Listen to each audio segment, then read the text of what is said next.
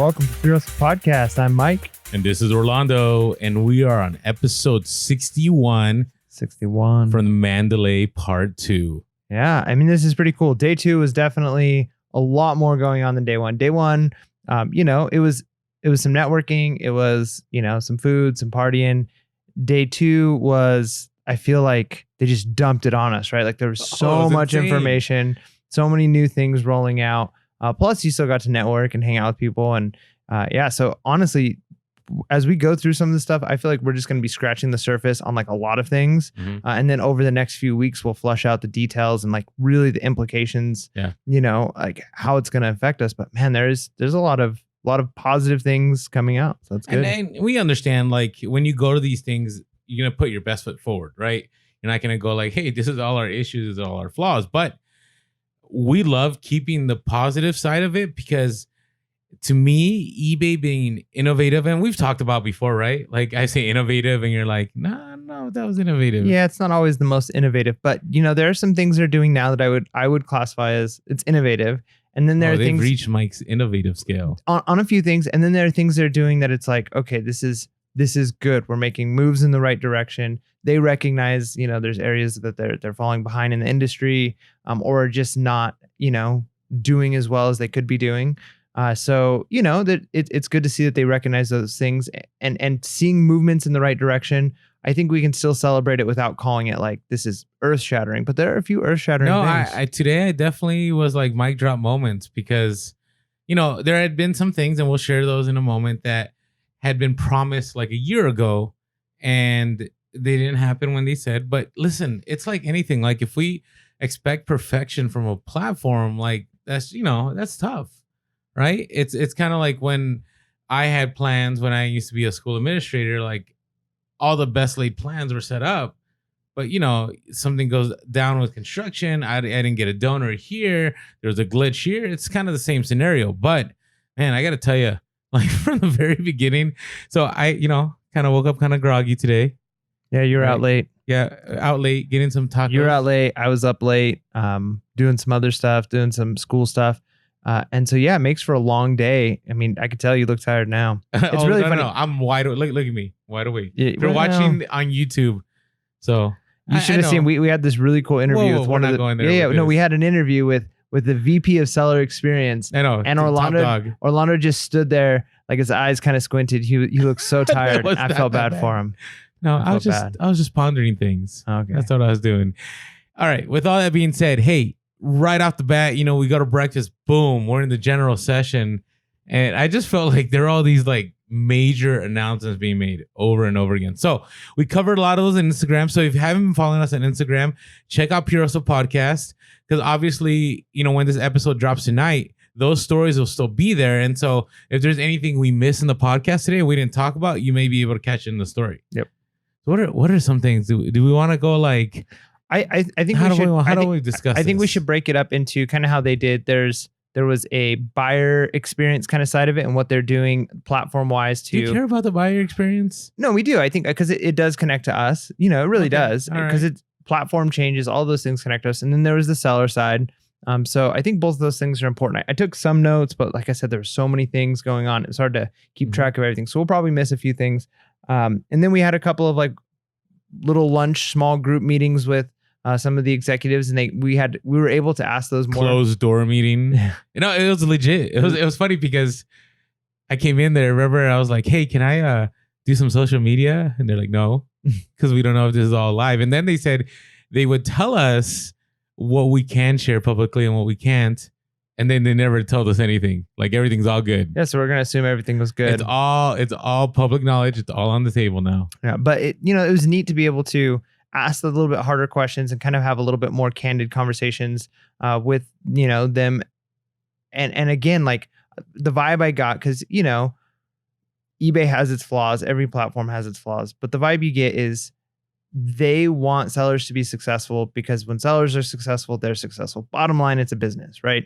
When people get upset and think that eBay is out to hurt them, okay, like it kind of, you got to think about it as the eBay perspective.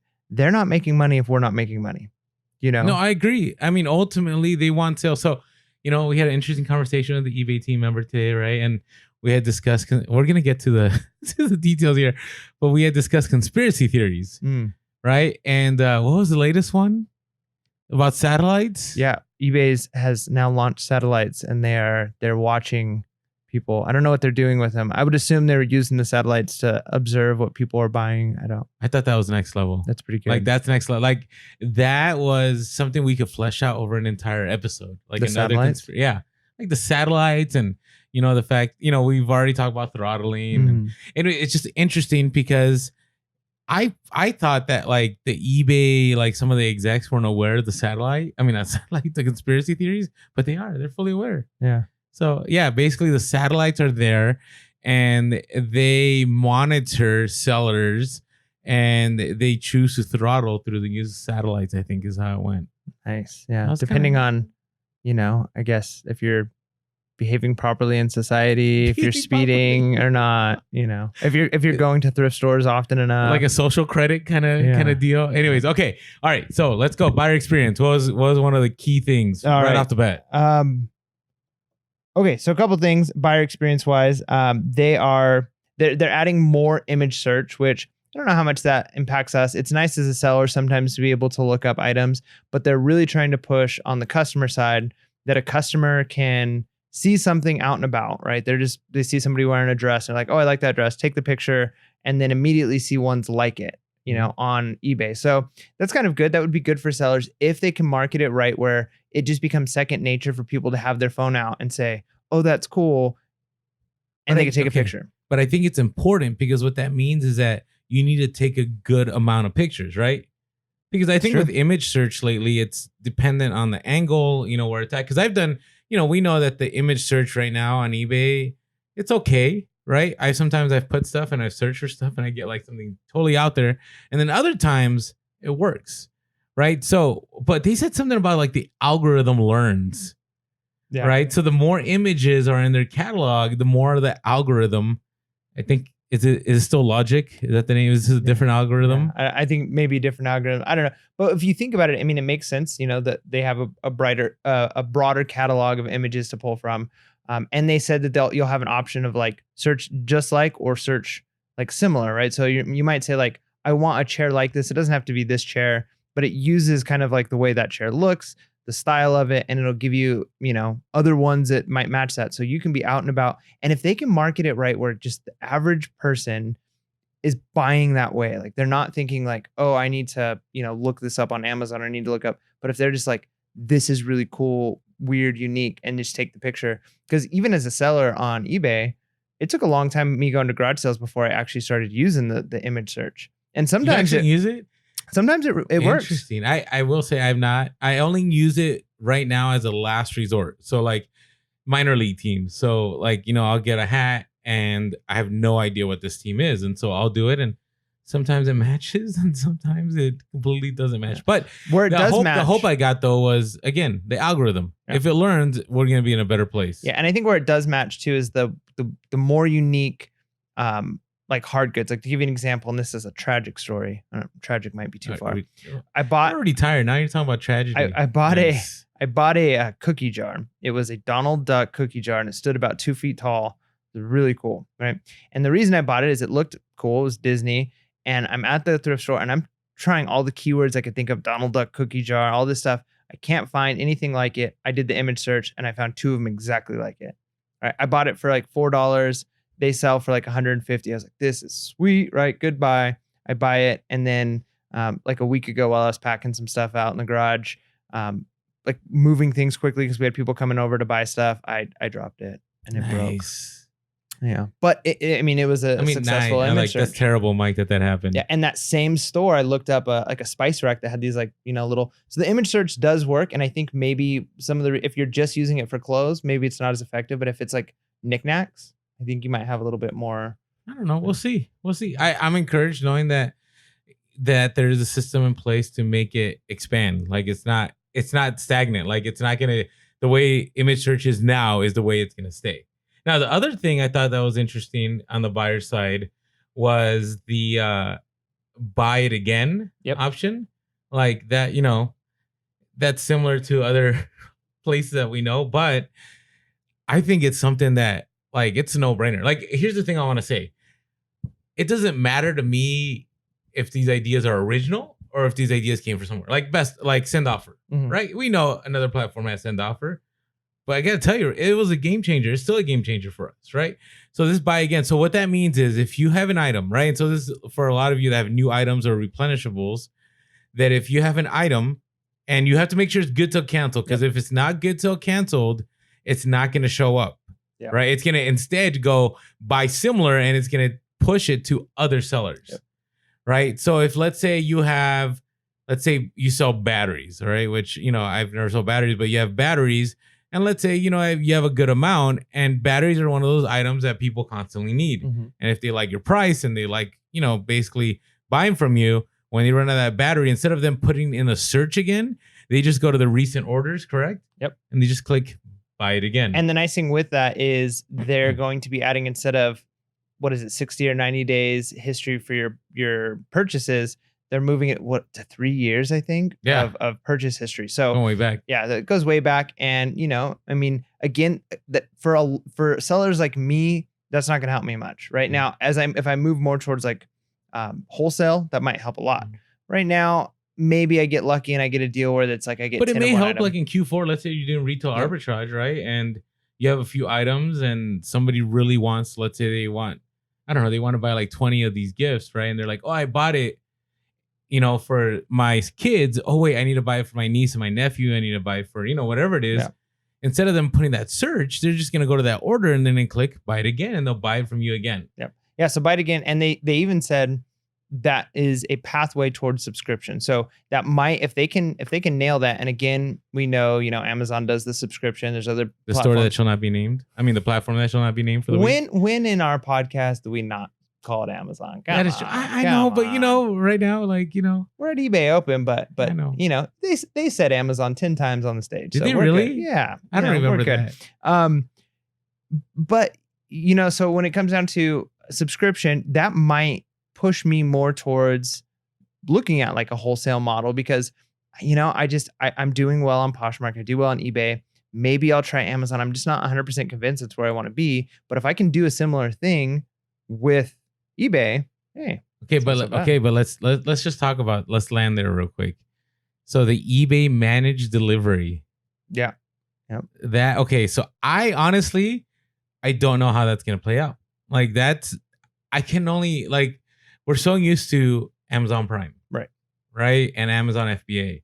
So basically eBay announced, and we kind of mentioned this yesterday, didn't we? I think so, yeah. But now it's like, I feel like right now it like legitimize it, right? Because it was in front of all 3,000 eBay people that they are going to be doing managed delivery. They're going to call it managed delivery. Now, it seemed like it was going to be like super beta right now. Yeah, I think it's beta, and it's what I was hoping for when they said that. My vision, what I was dreaming, was that I could pack up my inventory. Yeah. The one-offs, the cookie jars, make sure it's in the box, and maybe it has to be like eBay only boxes so that the dimensions fit there. You package it, you send it to their warehouse, and then they, just like Amazon, right? But it has to already be packaged. But instead, it seems to be more like, bulk items. You're sending in 1,000 flashlights, and they, manage. But you know what? Maybe one day it will be. Yeah. You know what I mean? That would be cool. I would love that. If it doesn't take much. Like, think about it on Amazon. Like, you can send in used items, right? So why couldn't you send in Rain Spooner shirts? Yeah, and if you're paying, and with your own like F and SKU for it. Yeah, and if you're paying the storage space, it's gonna keep people from sending in junk. You know what I mean? Like, so I think that might be a natural progression from there. So if they do this well, one of the things that was smart that they said about that was with a managed whatchamacallit, fulfillment, right? Managed delivery. With managed delivery, everything that gets sent out is going to be sent out in an eBay box, right? And they said some crazy percentage of sales that go through the USPS are from eBay. But how many of those are, old used diaper boxes, or like I reuse boxes I get from Amazon all the time and just maybe I'll put some eBay tape on it. But like, that's missed marketing. So if all of a sudden people are seeing eBay boxes like Amazon, you see Amazon boxes everywhere. And if you're seeing almost as many or a high percentage of eBay boxes everywhere, it might start getting people thinking like, oh, I can buy on eBay. So with that, I think that's marketing for them. I think they should offer boxes cheaper for sellers. Like, I think it should be like at cost, because then it's advertisement for them. Well, we're at the right place to share that content Yeah, with yeah, people I and think let so. people know. I think that would be good, because if that's true, if they get marketing off of that, then hey, why not pass that on to us? You get the marketing, we get cheaper boxes. It's a win-win-win. There we go. Okay, let's do that. We're Cool. gonna talk to the right people tomorrow. Yes. Not Another that it's gonna one change, but we're gonna talk to someone. that kind of goes along with the buyer one, and then after that we can move on to seller, which I think is a little more exciting for us. But it was like bulk discount. So if you've got lots of items in there, you can set it up. So let's say if somebody's going to buy one, it's X percentage. The example they gave but us they already paper. have that though. I thought that was interesting.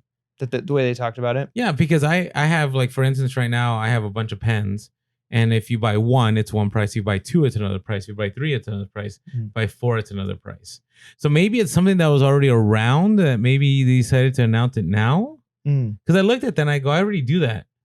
So I'm not really sure. And it's a great tool. Like, I have made not a ton of sales, but I've had multiple sales where people would buy four instead of one, especially, I got school coming around. So, I'm hoping that I'll be able to sell a ton of them, because people are going to go, you know what? I need like 8 sets of, and I need 8 pens instead of 2. And then they'll bulk buy and get that bulk discount. Huh. Yeah. The way they talked about it was like it was new. So I thought it was something that I had seen before too. I mean, I have never used it. Maybe we missed something. Maybe we were busy posting an Instagram story and there's something that we missed that was different than what we understood. Yeah. You never know. We'll Who give knows? them that. There's probably that.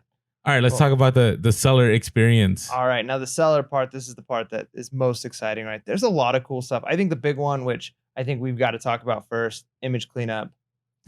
Mike is so in love with this image clean. Like, I think it's cool, but Mike's like, it is so cool. Mike is infatuated with the image cleanup like I am infatuated by 12 by 10 by 8 boxes. It's a big deal. I think that's where that relationship has been taken by Mike. Yeah, it's such a big deal. It's okay. So there are limitations to it, and if you don't know what we're talking about, the image cleanup is a thing they're beta testing right now. So they're giving it to 1,000 sellers. I think you have to have an iPhone, which again, it's a little bit of a bummer. I don't use. Were you supposed to like rush the stage to get on that list? I think so. Man, I totally missed out on that. Yeah. I think my wife was able to get us signed up for the beta. I don't know. So hopefully they said it'll be like August when they send the thing. So, but anyways, the idea is you take a picture, and they demoed it for us. We actually have a demo on Instagram. It was so cool. We got to talk to, again, one of the VPs of the seller experience, and one of his assistants was there, and they showed us right there. They took a backpack, put it on carpet, which had different background, take a picture of it, and it immediately cuts out the background, turns it white, and it looks like a professionally done picture. Mm-hmm. And it's not perfect always, right? Like, but here's the thing: it seemed like it was efficient and not like flawless. Like, if as it gets better, like it was very. And check it out on our Instagram if you haven't had a chance. It's on our Instagram story. I'm actually going to post it tonight on the feed just because I thought it was that cool. That you just take a picture and literally it was within seconds and it looked clean. Yeah. Now, one of the limitations of it is it only does the first picture. So you can't use the image. For now. Yeah. So you can't use the image cleanup on all of the pictures. But the idea is that one that's kind of your thumbnail picture, the one that's, used as like Google search and all of those things, is going to be that really crisp. Because no matter how good of a light box you have and how good you are taking pictures, unless you take the time to, or use another software to actually cut out the background to go like a floating infinite white background, it still doesn't look like a perfect cutout infinite white background, right? I don't know. I've gotten some of those pictures before. I think it's doable. It's still not perfect though. This literally this cuts is it out. Perfect. I mean, it's perfect when they get it right. It's going to be perfect, but it literally outlines the item. I'm assuming this is how it works, and it deletes the background, and it's now on white, right? So it's like Photoshop quality floating on a white background. Your picture within seconds. Like it did not take a long time. It wasn't like a process and took a ton of time. And I think this is big because I think when we were talking with Reezy a couple of months ago, and we had a podcast with him, he made a comment of like, backgrounds weren't as important for him. And when you're at the thrift store, just list it right there in your car. And to me, like, pictures are pretty important. But if you can do that, if you can get that first picture up, and then even if the other pictures aren't as flawless, that might be worth it. Or even if you are using a photo box, you can have at least that one picture that's going to be 100% perfect, and then the rest are at that 90%.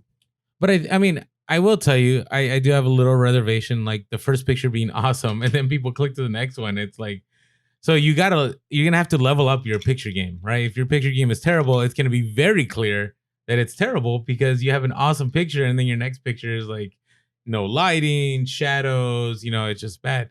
Now, I will say, once it rolls out that all the pictures are like that, like if when you get employees or you hire people to do the listings, it's gonna make it so much easier because the picture taking is gonna be I think it's gonna be easy. Like you're not gonna need you may need a light box just because you're still gonna need that nice light to shine on it, but you're not gonna need the right, kind of not sensor, but you're not gonna need the right kind of angle. You're not gonna need the right kind of where you move on the iPhone, you can make adjust the brightness in a picture. Like you'll just be able to take the picture and you'll be ready to go. Yeah, it's really nice. Now, another downside to this though is imagine when everybody has flawless pictures. Oh yeah, the competition will be even more fierce. Because right now that's one of the things you can easily do to set yourself apart is just take better pictures. Mm-hmm. So that again though that might be good for eBay if it brings in more customers to eBay, if it builds trust in eBay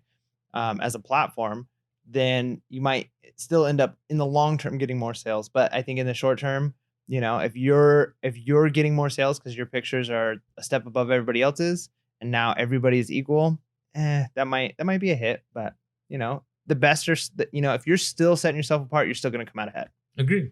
I thought it was great. All right, what was the other one? There's 3 of them. Item specifics.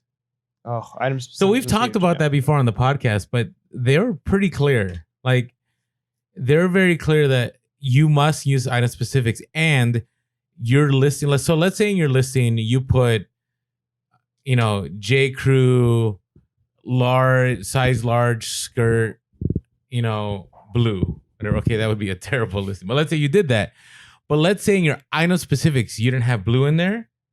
Your item's not going to come up.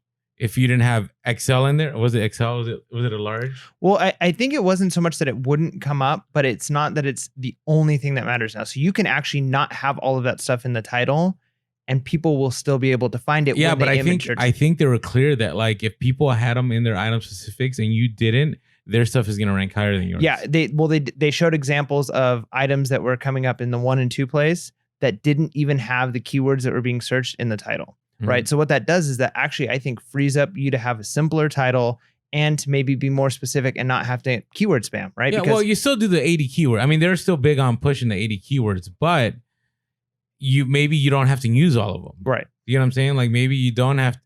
Maybe you don't even have to put the size. Now, here's what makes this different, though, because they've always had item specifics. Right. But what was different here is they showed us a tool that was going to be there to show you which one of the categories are most important, right? So they'll show you if you're doing women's dresses, right? And they'll show you that style of the 30,000 people that have searched for that type of dress in the last, day, week, whatever it is they're doing. If 70% of them are using that filter, and then 30% of them are using the color filter, and 15, you can see right there, like which one of these is worth putting your time in, and you can. And they showed us the numbers, right? Like people are using the left-hand filters.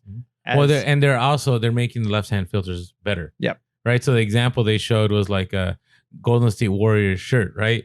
And then they even broke it down where it's going to break down to like player. I mean, I'm pretty sure it's not going to be like that for everything, but they are getting to the item specifics. And you can click multiple things without it like refreshing. You have to go back. Yeah. So if you haven't, you should have already been doing this, but if you haven't, understand item specifics is going to be a big deal, right? Because it's not like something that they tried out and they're like, we'll kind of follow up. No, they're making it intentional because they want the seller experience, not the buyer experience to be better so they can get to the item they want right away. And on the seller experience, sellers will be better about their listings because they'll be very clear on like, hey, this is the size, this is the color, this is the item, this is the brand, this is the style. Like you're gonna need all those in the item specifics. Yeah, and to be honest, I'm a little lazy. I'm more for trying to go fast. When we had our meeting with the seller experience VP, he was explaining that I kind of said like I want more on mobile, right? Like I don't want to have to go onto the desktop to put in all this stuff. I want it to be easier on mobile. But then he also was giving us a personal example when he was selling some shoes with his son, and he put in all of those item specifics, and someone was like, this is taking too long. But in all of the competition, his listing was number one, right? Because he used more of the item descriptions. And if you can do that without even doing promoted listings, if you can guarantee you're in the top few searches. What they were Yeezys. Yeah. Adidas Yeezys. And his son didn't put Adidas in the title, and it still came up. In the item specifics, that was marked. It was there. Yep. So to be number one and not even have that in the title, yeah, that's big. So yeah, does it take you a little bit more time? Yeah, it probably does. And would I use it for every knickknack and dingle hopper? Probably not. But need a choice of words. This cracks me up. Anyways, go ahead. But when it comes to high ticket items, it's probably worth spending that extra minute putting in all of those specifics. And they did show that they're organizing them to a more efficient method. So it's not just like a whole list of them. Some really important ones are at the bottom and some important ones are in the middle, but like all of the important ones for that category are going to be right at the top. So you don't have to search through all of them. And then they'll give you like the main things people choose as like hyperlinks that you can click. So it does seem like they're trying to make it quicker, more efficient, so that you're not spending all of your time doing that. So that's good. I like that. Just got to make sure to put those item specifics. Yeah. You want to make those sales. Like huge difference. They said percentage wise, it's huge. So yeah, I forget what the conversion rate. Was it like 80%? It was really pretty high. All right. Then we had, see, he's looking at notes. I got it in the dome. So the next one was Terapeak. And actually, I feel like we were like privileged by Griff on the eBay podcast because he actually told us it was going to be integrated. Yeah. Now, before we move forward, understand we're talking about integration on the website. So the app, that was a whole nother conversation we had later on. So as of right now, there's no app. Yep. Or it's not going to be integrated to the app yet. I think right now they're trying to make sure on the website itself, all the functionality of Terapeak is there. And then they're going to start working on the app. At least is that the sense that you got? Yeah, that was the sense I got to. I know. The thing that I wish that and I get there's probably so much in the back end that I don't understand. But I just wish when you look for completed sold listings that you could just select 365 days and see more. I agree. But it seems like there's that would probably bog down their system a little more. If eBay ran 5% slower for everybody because they were doing all of that, would that be worth it? Maybe not. You know what I mean? So I'm sure there's things I don't understand of why they're not doing that, but they are making it easier to use, and they're even allowing item specifics in the search part of the Terapeak on the Seller Hub portion. So that's pretty good. Well, and that's the thing. It's like, so actually there's so much.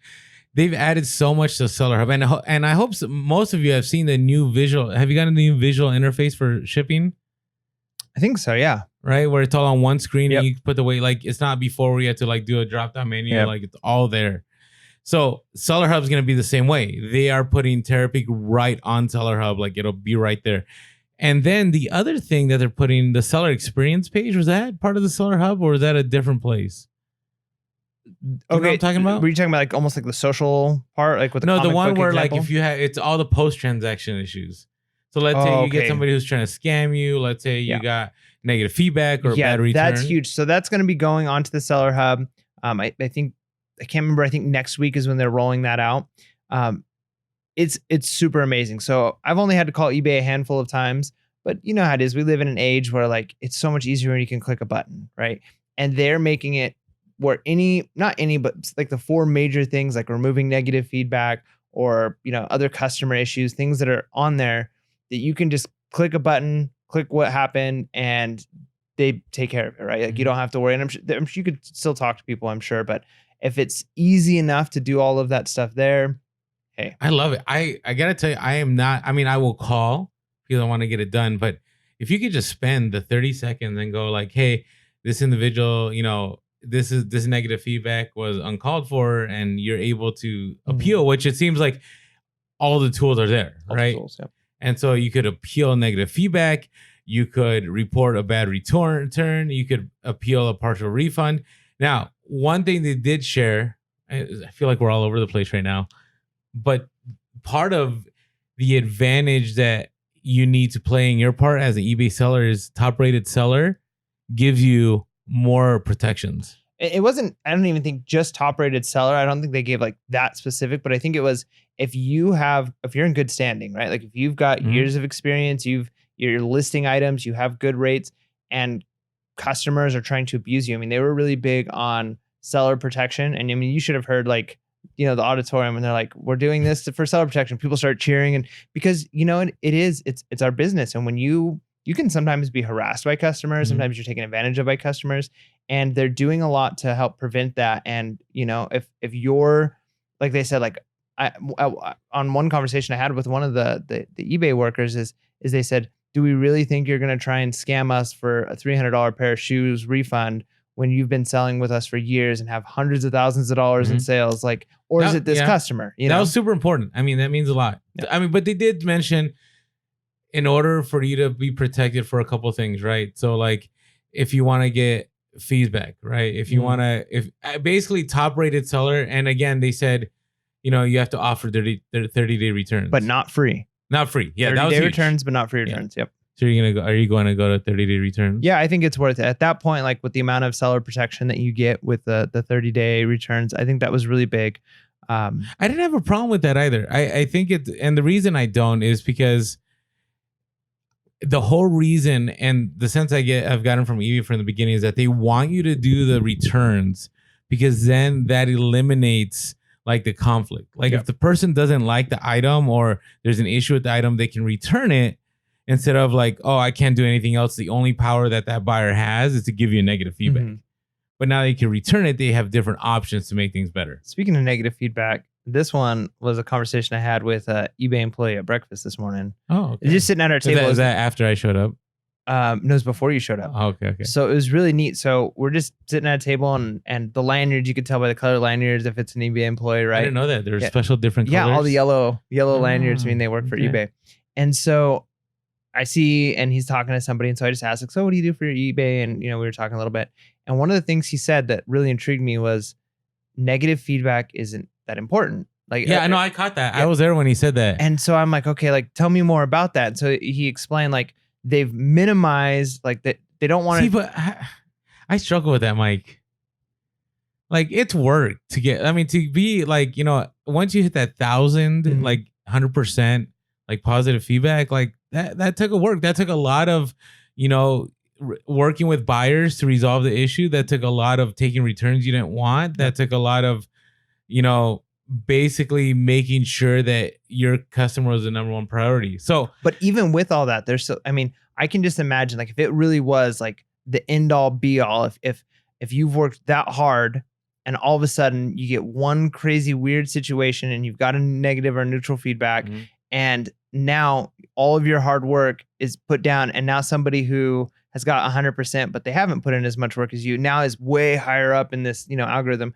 And basically they said like, look, they're not doing that. The algorithm will trigger if there's like a pattern of like, all of a sudden you've got 10 negatives and you haven't ever had any, and there's like on a certain item you're selling, they might look into it. I guess I'm a little jealous here just because I sell a lot of stuff for more money because I have a strong positive feedback. Like, people are more willing to, I think I'm at like at, I don't know, 1,700 or something, 100% positive feedback. So people would be willing to pay more for me because they trust me. Then there's this new person that, maybe has like 100, right? And no offense, I'm just saying like eventually when you get to a certain place, like you're able to sell things that others can't. And so now if you're going to say, hey, the feedback is being buried and it's not as important, I don't know. I just struggle with that one. That's all I'm saying. No, I can definitely see that. I see where you're coming from, especially when you've worked that hard. I do think the nice thing is because it's the same concept that sellers are frustrated with is that buyers can almost hold that over your head. Like, no, I will agree. give you. I agree. So if they're holding it over your head and it's not like they can basically just drag you around and say, you're going to do what I want because, and it's kind of like, well, I want to keep my 100% feedback, but even if you give me this, I've got all these seller protections, eBay will take care of me. But even if for whatever reason it doesn't get taken care of, it's not the end of my career, right? Like you didn't destroy me and tank me because you were bitter because of some bizarre thing. No, I know. I agree. And ultimately, it seems it's kind of interesting. Did you hear something? So we'll jump to this later on, but in our closed door meeting, they had said that they did something with some algorithm and they did a deep dive or a search of the language that buyers are using.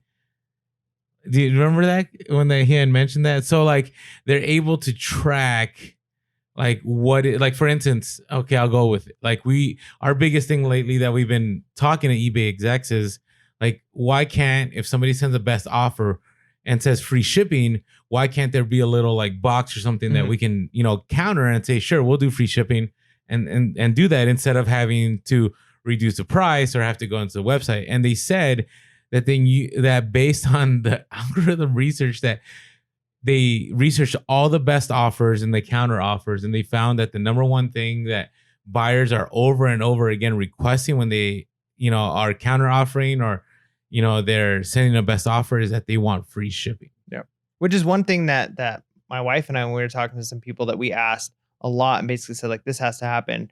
That should just be a simple thing that you can do when you get an offer, right? Like when somebody sends you an offer, instead of you like to do invoices, which you have to do through the desktop. I've never seen an invoice. To me, it seems a little antiquated. I just drop the price to reflect free shipping. I tell them like, okay, look, like, you pay the same as if shipping is gone, but it should just be a button that you can push, right? And so, they get it. And again, that was one of the things they said they want to work on, that in the invoice, right? Like they want to move invoice to actually, this wasn't part of that. This was like our lunch. Remember we had with the seller hub, and they're very much like, they want to make it happen. Yep. Because their thing is like, hey, if we can help you convert and make more sales, because my argument was, since you and I both have a lot of items that have high margins, right? We buy them low, so we have a lot of room to work with.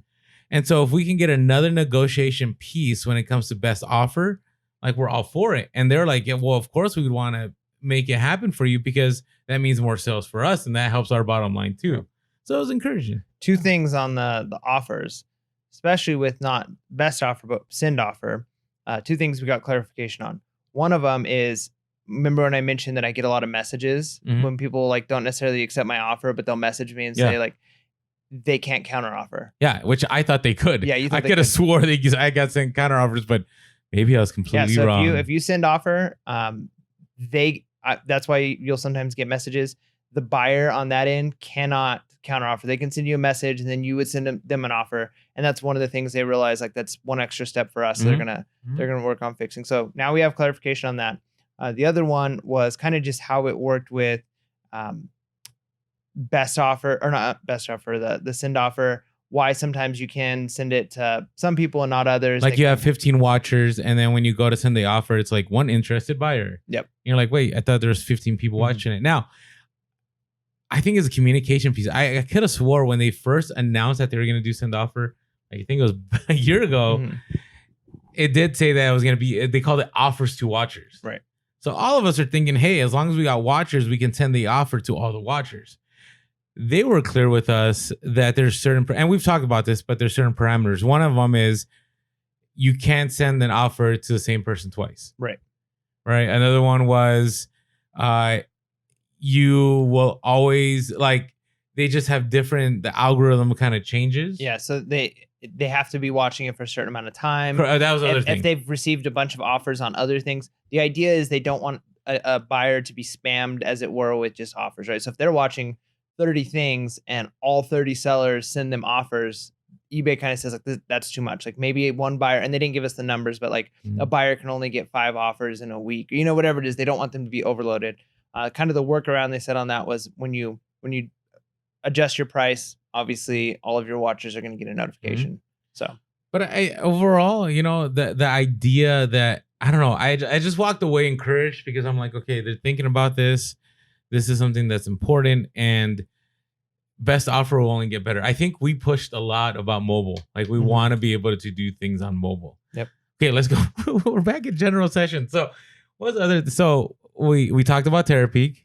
Yep. How about this one? So this is one that they mentioned, and they don't have a date on it. They said they didn't even have a name for it yet, but I actually got to talk to the VP of customer experience, Mohan, and Mike was making the rounds.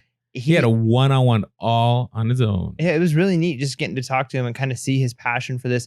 And one of the things, and this is the area where I'd say like, okay, maybe eBay is, and it's not innovative in the sense that there's other social media platforms that do things similar, but it's innovative in the sense that I think they're going to do something different, combine two things. So they have this idea of a seller buyer kind of, right now they're doing it where they're curating the content, but where you can go on and let's say you're really interested in rocket, like model rocket ships, right? And so you can kind of like that concept, that social whatever, and then they give you blogs and articles and news releases on that. So it might be comic books, coins, whatever you're into. And so when you click on one of those things inside of eBay, it sends you to it gives you the external link. You can read the articles, you can watch the videos.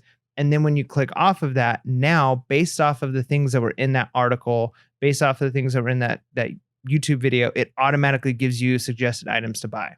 Right now, why I think this is good. It's intense. It's intense, but and I think they have a lot of work to do in order to get it where like people are doing this. But Mohan said something that I thought was really interesting. He said, we want buyers on eBay more often and not just when they're like looking up something to buy. So if it's like a daily thing, so drive more traffic to the site. Yeah. So if you're on eBay every day, just because like, hey, I'm into, model airplanes. And so I like to read my articles on model airplanes and, oh, this new one came out. And like, that's kind of almost like the social media place where you're getting all of the unique, and it immediately is linking you to like, hey, here are sellers. And then he said the end goal would be seller created content. So that if you've got that niche, if you're a model airplane, I guess you really want to have to do it. Like, I don't want to create content. No, but if your entire store is nothing but, and I'll just use that example, model airplanes, right? And you're creating content, you're creating some videos and some articles, and people start to follow you, it's almost like they're more connected to your store, right? Like, I don't know. It just seems like if they can do it right, if you can create your own content, and it wouldn't be for everybody, but if it gets buyers on eBay more often and not just when they're buying, that's good for us.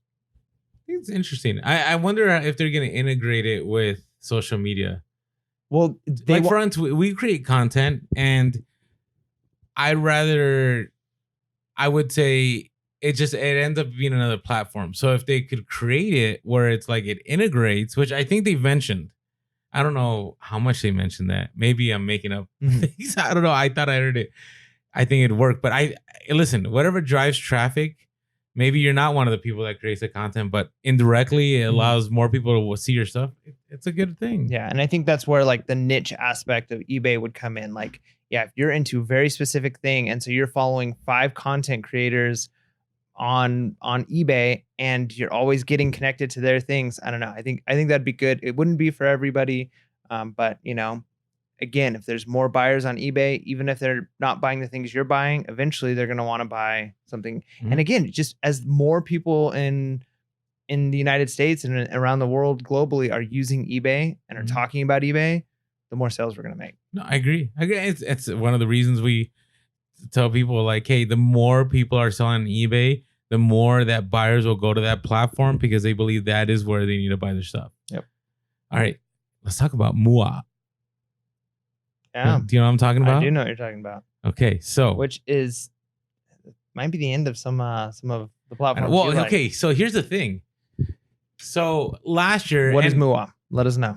Multi-access tool. That's multi-user access. There you go. Multi-user access. Okay.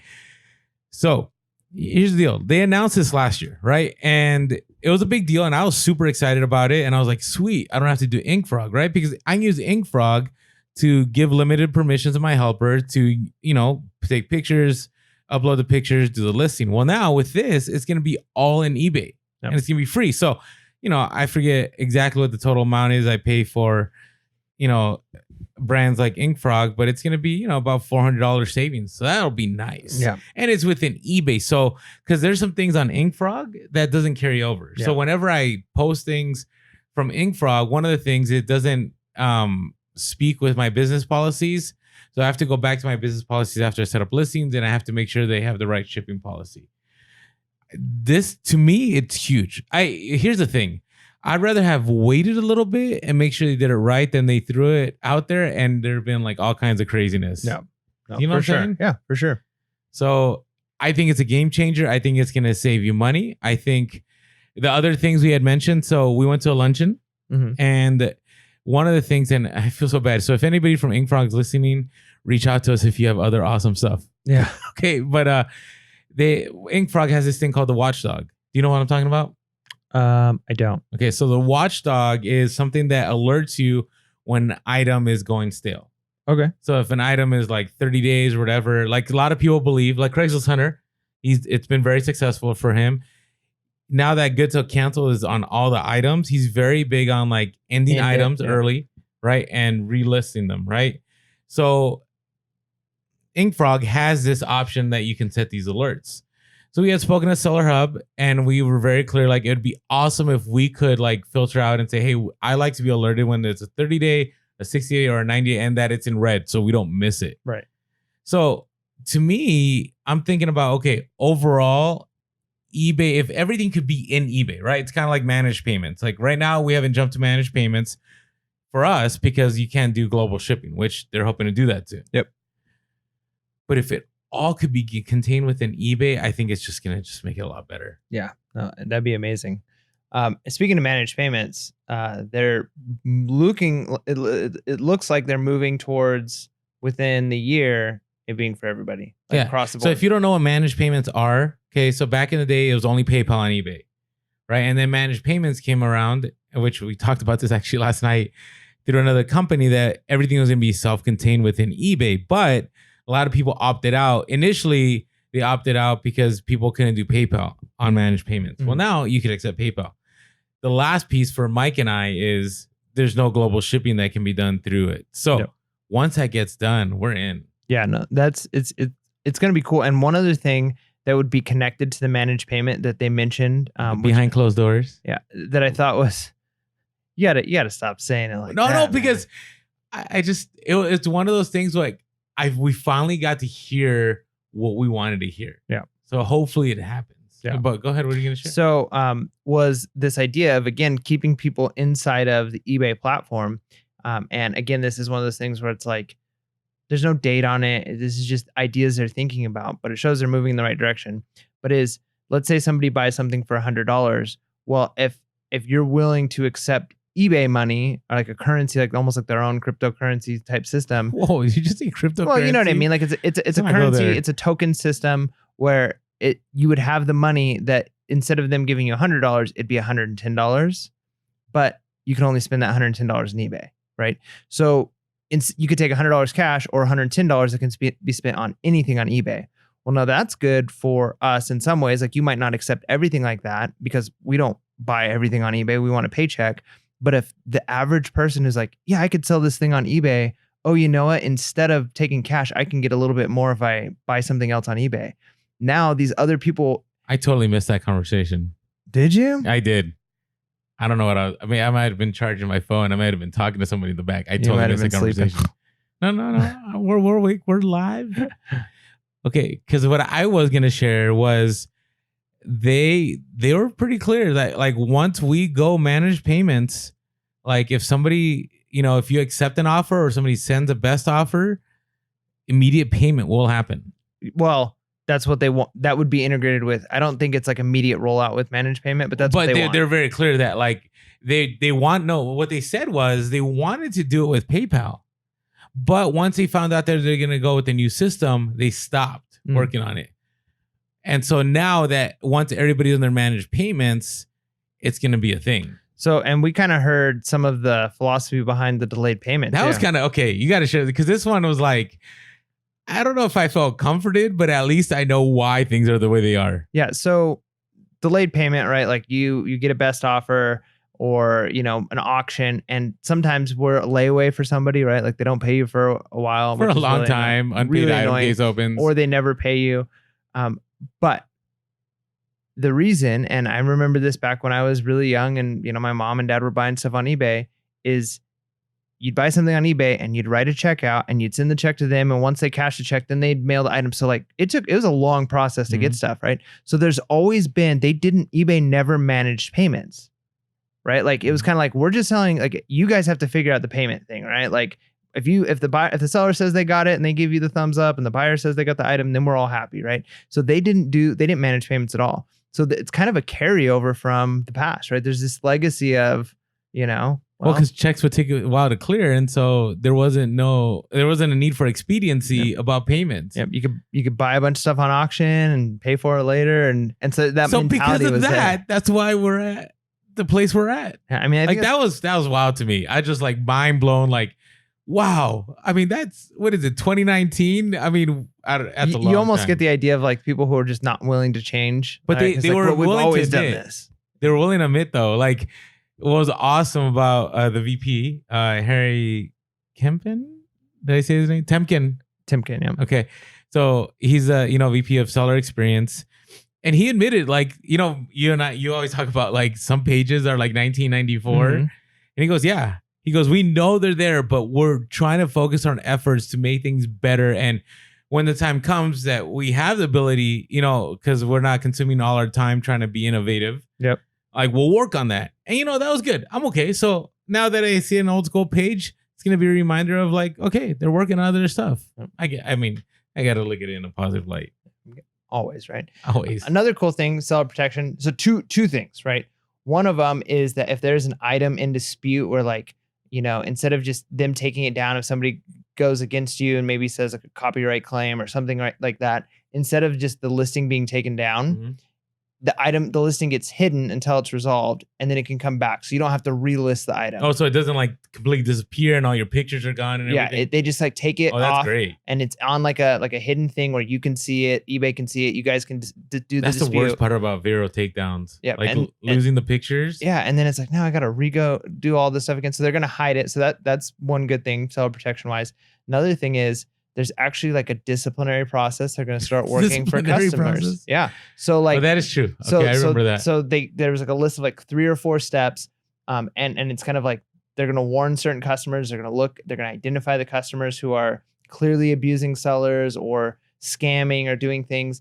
And then from there, it'll go to temporary blocks. And after that, like complete like banning, they're off. And so to see that there's like a progression of like, we are finding ways that like if sellers are reporting customers doing things, if we're seeing them patterns of messages they're sending, then we'll warn them. And if it doesn't change, they're off. And the nice thing is, if you get a negative feedback from a customer and you call eBay or push that little button and it's like, well, this customer already has all this, and this, it's not even a question. They're just taking it off, So now there's like a tracking process for customers who are abusing the system. So that's good to hear as a seller. I was good with it. I mean, it's one of those things where you can only control so much. Yeah. Right. I mean, you get scammed. Like, there's only so much you can do. Right. But at least there's ways to kind of patch things up after the fact.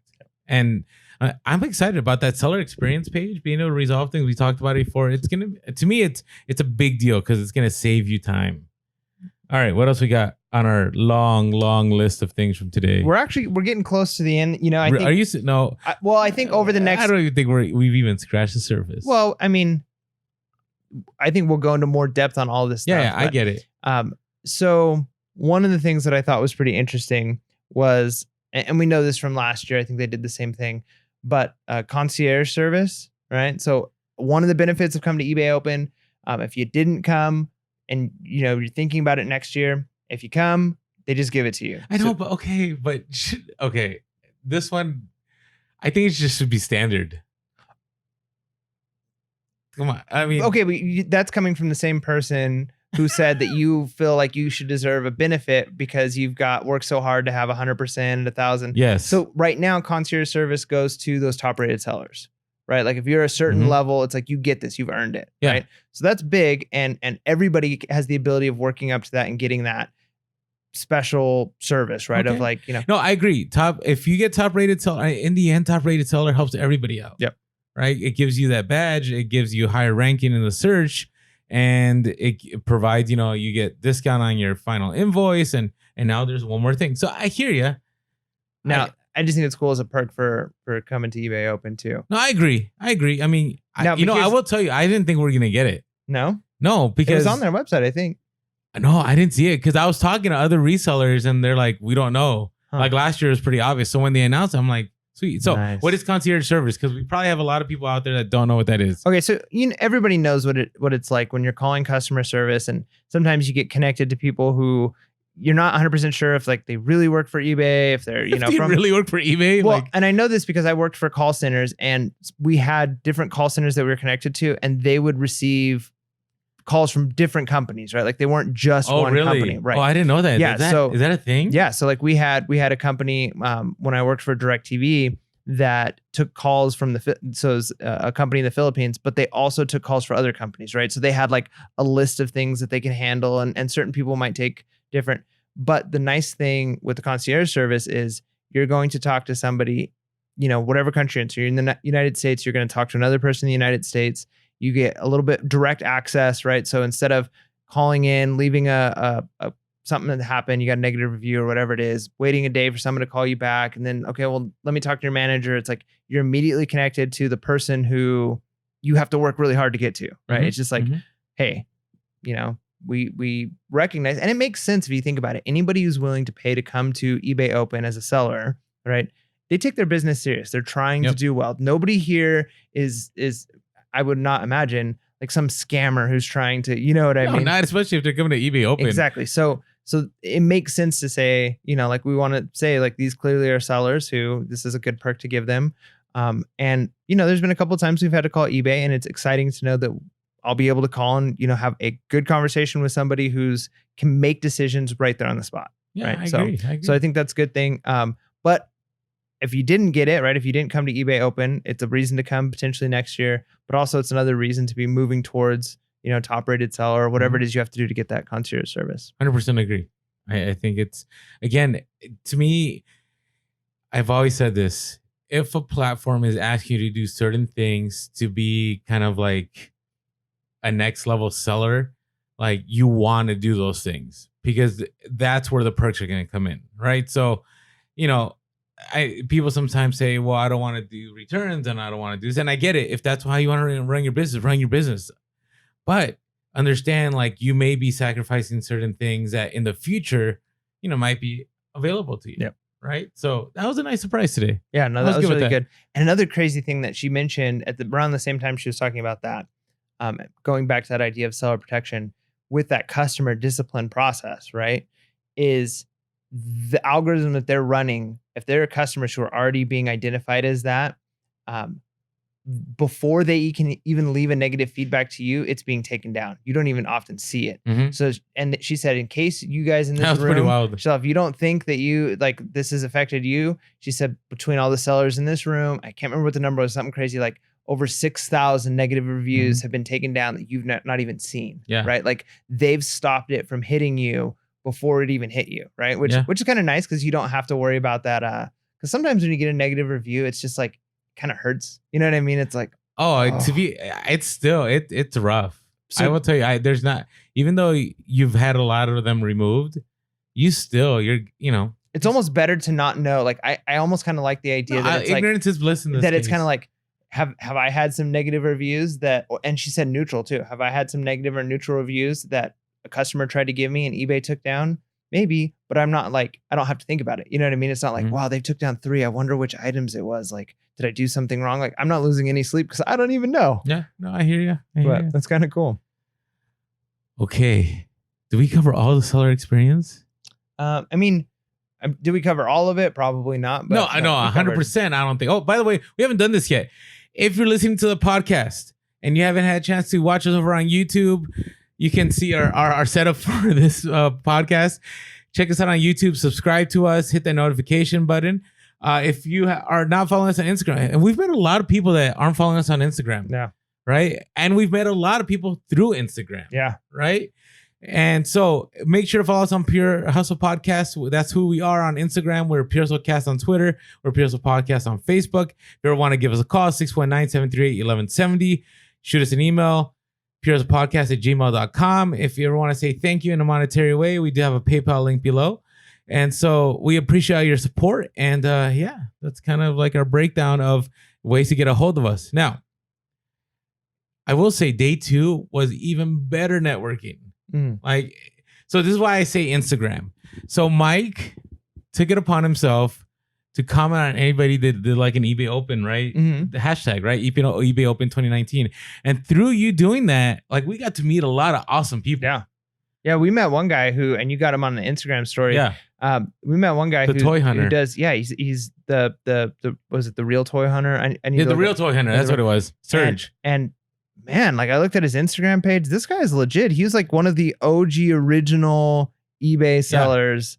Like, he has like he travels 44K around followers. and it's amazing. So again, it's one of those things like I think to level up your resale game, like networking and being part of social media, like is a big deal. And it's been a huge help for us. So again, we got to run into all kinds of different sellers. I ran into a seller today who had been selling since Yahoo auctions. Wow. Okay. So we're talking about like before eBay existed. Oh. And we were able to shoot the breeze. They had talked about like all that they've been through. They had said something about like eBay had an event. It was like 30,000 people. You know, it was good to hear the history, but we had talked at shop about FBA and how that was different. And we talked about eBay, how it's different, but it was so good to learn from others. And so again, we're very big. Like if you're listening to the podcast, awesome. If you're not on Instagram or Facebook or one of those platforms, maybe it's good just to set up an account, just to follow us. You don't have to comment. You don't have to say anything. It's just good for you to gain that knowledge. Yeah, no, it's super sweet. In fact, you were on a panel today.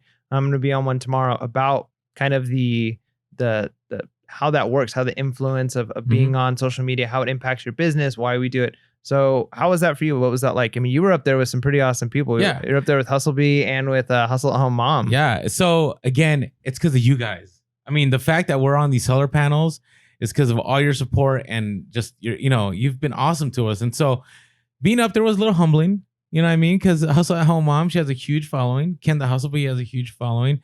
But it was great because in that room, like everybody, they want to know, okay, why do we do what we do? Like, why do we do the podcast, right? And so it allowed me to share, hey, we want to help you level up your standard of living. Right. We also love being part of the reselling community because it's a very helpful community. And actually, the VP of Seller Experience was very big. He goes, man, I've been on Wall Street. I've worked in trades and I've never met a community that is so willing to be helpful and be able to pick each other up. Yeah, and that was great. I mean, he said that directly. Like, it's a dog eat dog world on Wall Street, and everybody holds everything back as a secret. He says, and then I'm around you guys, and everybody's opening up and sharing.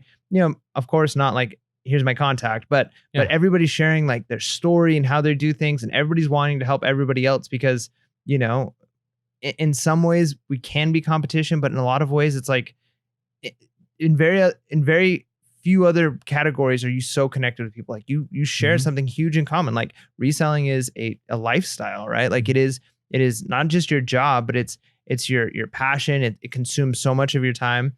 And yeah, so just being able to talk to other people about that is pretty awesome. It was. And I know, some people are like, oh, you guys are so like, and I hope we've been real today. I mean, I think we've been real about everything we've chatted about, but I get the sense like today we got to be part of like a group of other, and it's weird that, okay, we were part of the social media influencers, right? I guess a round table, right? And we got to meet certain people. And they listened, like they took note, they wanted to hear. And so I keep saying this, like the reason why I'm such a big fan of eBay is there's a lot of, like logistical, and there's a lot of, you don't get as many returns as other platforms and they don't compete against you, but very seller centric. Like I got the sense, and it's, to me, it seems like it's very seller centric for a population they don't need to be. And what I mean is like 90, I don't know what percent of eBay is all like new items and huge, accounts. But if you look at the people that were in the room, like they weren't that crowd. Yeah. They were like me and you. It's us. Yeah. Yeah. You know what I mean? People who are, I mean, everybody's got their own niche that they're into, but we might be making it big, but we're still small fish. You know what I mean? Like we're not huge companies that are, selling millions of units every single month, but yeah, eBay still cares. That's cool. So what that told me is like, hey, if you're looking for a platform that will guide you and help you, and again, we are not sponsored by eBay. We are not. Okay. Yes. Other certain things that eBay has provided for us. Sure. Right. We'll throw it out there. But ultimately, you guys have known us since day one. Right. And we've called things out, I mean, on multiple occasions. But I will tell you, like, eBay is very good at wanting new sellers to come in. They love hearing the garage sale stories, right? I mean, Doug from Seller Engagement, right? Doug at eBay, Snoop Dougie Doug, or whatever you call him, right? He keeps saying, hey, we love like watching your guys' garage sales. We love watching when you guys, not they don't like watching us fail, but they like it when we keep it real, right? So to me, it's like, okay, eBay's taking notice. And so what a platform that is not cold and callous, and they're actually willing to, you know, help you and guide you along. So. Yeah. And I think it's just your model. Like if that's the model you want, I think, and clearly eBay can be the other model too, right? If they're 90% of their sales are huge type, you know, moving products. But you know, I mean, if that's not what you want, if you want to be more hands off and do private label, eBay's probably not the market for you. I mean, it could be. I mean, it still might work, but I don't know. That's not me. I don't ever see myself going private label. I mean, maybe if it's like, you know, I just want to roll in some dough and take some big risks. I don't know if there's rolling dough. But I like private label is risky, but you know? There's money. We know. I mean, I know some sellers that do very well. So, any other takeaways from today? You know, I think there's so much over the next couple of weeks. We'll probably remember little tidbits here and there, but you know, it was just really cool to kind of have all of like the big, here's the things we're hoping to do over the next, you know, year, the next week, some things that are like live immediately. And you know, I've always been a little bit like, I feel like eBay is just behind the game on their mobile and behind the game on some of their platform stuff. And they're not ignorant to that, right? Like they recognize that they take the ownership of that, and you know, they're moving in the right direction in a lot of the areas that count. So as a seller, that gives me confidence, right? Like I don't have to say like, I better jump ship quick because, you know, in the next 5 years, they're going to fail. I can say like, hey, they're moving in the right direction. You know what? Let me share a story today. So at this social media panel, and she's one of our listeners, she had shared with me, like, she does Shopify, which kind of like, I was like, wow, you're that eBay thing, you do Shopify. But, and she had discussed with me, like, Shopify is tough, right? Like you, like, had a couple products that just like were a no-go, right? And the thing is, you know, you have a platform like Shopify, like to get them. Who did we talk to? We talked to somebody. That's who it was. We talked to, I think it was the Real Toy Hunter. We had a discussion, right, about this, where like you could do Shopify, you could go do your website, like you can do your own thing, but the level of marketing that it takes and driving traffic, like this is why we're saying, like, hey, listen. Maybe later, maybe you start off at a certain platform, maybe later you branch out. But gotta tell you right now, like looking at the numbers today at the general session that eBay was sharing about, I don't know how many buyers there are and how much money is being made and so on. Like ultimately, you have access to a wider world that you can make sales to, right?